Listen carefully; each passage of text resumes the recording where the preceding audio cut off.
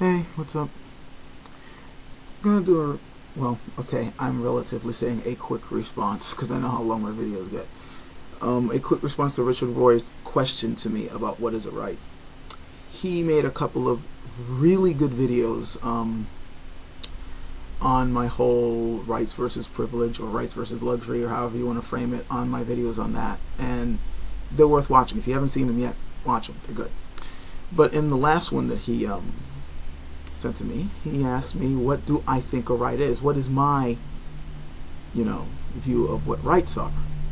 And that's a fair freaking question, considering the way I've been trying to frame the whole question about healthcare and stuff. And I'm by the way, Richard Roy and everybody else, I didn't expect to keep talking about healthcare this long. I was trying to use healthcare to bridge into something else about just how societies evolve and things like that, and I really want, but hey, healthcare is important. The bill is passing. Everybody wants to know, so I guess we're still here. But yeah, Richard Roy, you asked me a very good and fair question, because obviously if I'm trying to talk about rights versus privilege or what is a right or is healthcare right, then obviously I need to define what I think a right is, and then we got to figure out if we agree on that. Of course, somebody could easily go, who cares what the hell you think a right is? A right is a right, or it is what it is. But that's the problem with rights. It's subjective. And several of you guys have pointed that out. And you were right for pointing that out. What do I think a right is? It's slippery. A lot of people tend to think that rights are something that's written in stone or part of natural law. It certainly was the belief back at the time when the Founding Fathers were first talking about them and framing, first the Declaration of Independence and later on the Constitution, and dictating what a right is. The problem is, they aren't necessarily set in natural law. I mean, we try to define natural law, but natural law is what it is. And if you look at the way nature works, it really doesn't care about you one way or another. You have to, you got to forge your own freaking path to survive on this planet.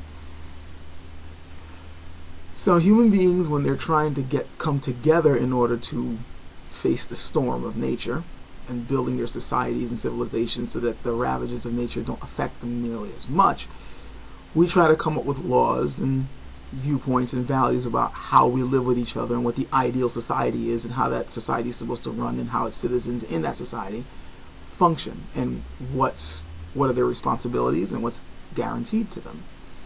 The guarantees and privileges tend to be called rights. Now, these things change from society to society, but as as different cultures come together, and as the world gets smaller and smaller socially, you get different so-called clashes of cultures, and then people start figuring out, okay, in this culture they have the right to do this, but in this culture they don't have the right to do that. Is that a good right or is that a bad right? And then the debate starts. Just ask, the more radical Muslims who think that there's a little bit too much freedom in this country. Or, like, for instance, why are the women dressed like that? Why are the men acting like that? Why are they listening to that type of music? And so on and so forth. They think that's wrong. So all of that is still not really answering the question, what do I think a right is? What I think a right is basically a value that people agree on, that all human beings should get. That's what a right is, pretty much. The problem is, just as easily as it's made, it can be taken away. Which is why rights are given a somewhat sacred status as soon as they're mentioned and agreed upon. Don't touch that.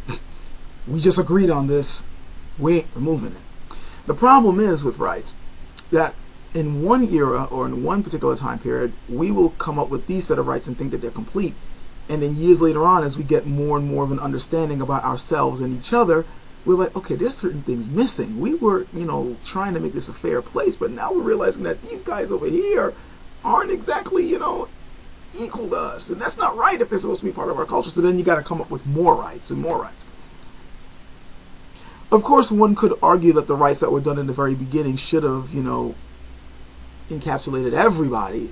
Why do we need to keep on coming with extra rights and extra rights and extra rights, for these people when the old ones do just fine? Well, it all comes into interpretation, number one.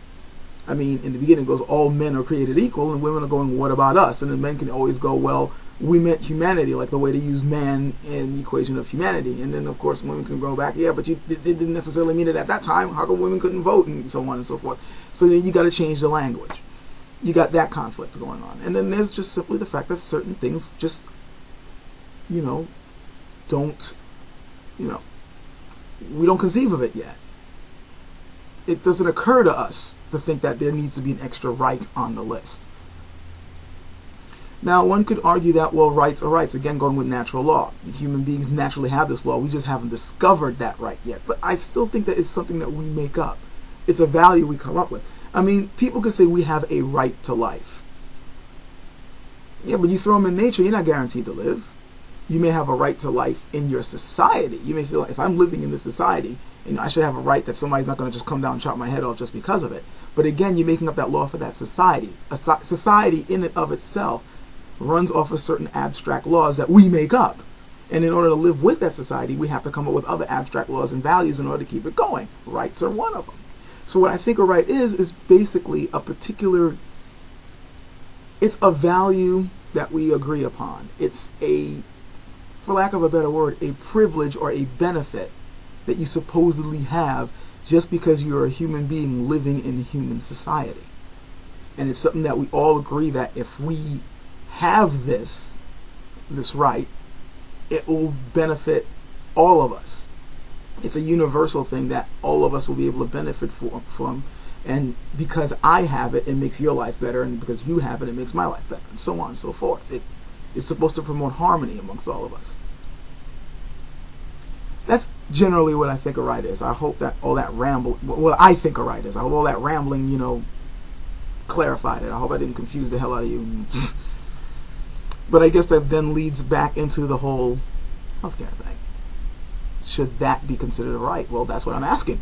Should that be considered a universal value? That is something that human beings should have if they live in a society? Or is that just something that, well, you have it or you don't? Sort of like, okay, either you have a car or you don't. A car is a privilege.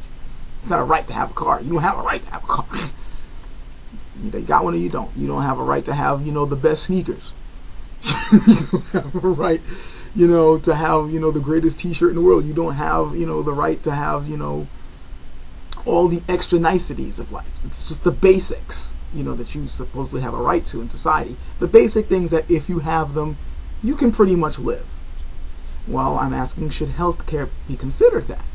Some people think yes, some people think no, some people like, it depends. And I'm thinking that, what makes us kind of like iffy on it is we think up too much about the means of that right.